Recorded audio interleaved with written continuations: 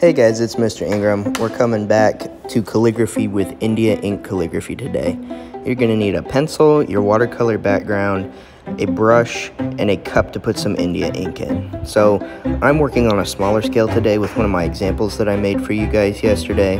But what I'm going in and doing here is I'm writing my word, which is hope, in pencil before I'm going to go over it with ink. Now, I chose the word hope. Our theme is hope. We're having a guest speaker come in October to talk about hope. So we're going to make some background art to go with this guest speaker.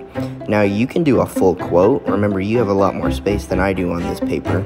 Or you can just do one word like I did. So since I'm doing hope, I'm going through and I'm writing it with my pencil in cursive before I go over it in ink. I'm adding embellishments. So last week when we were doing window clings, I told you to add embellishments. So little things at the beginning and the ends of your words. So as you can see at the end of my E in hope, I've added a fancy little swirly.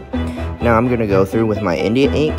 I just have a little bit in my cup, I don't need a lot. I'm dabbing my brush on the side of my cup because I want to get rid of extra ink. And I'm just tracing over my word that I did in pencil with my India ink. Now, as I'm going along, I might not go and trace over the words exactly as I did them with my pencil. I might start in a different place or stop in a different place.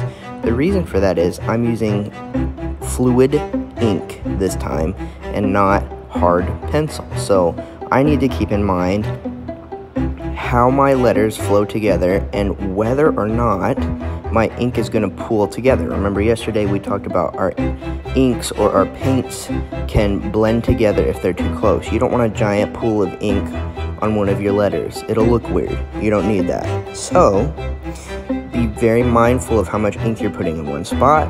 If you kind of get a jagged line, you can go back over the edges of it with your brush and make it smooth out.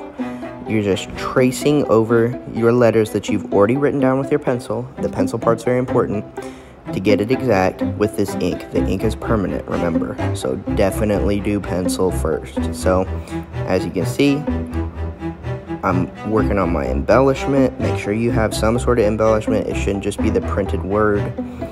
Make sure that your wording takes up most of your paper. You definitely want it to be the main thing that you look at rather than watercolors. And as you can see, this is my hope finished calligraphy.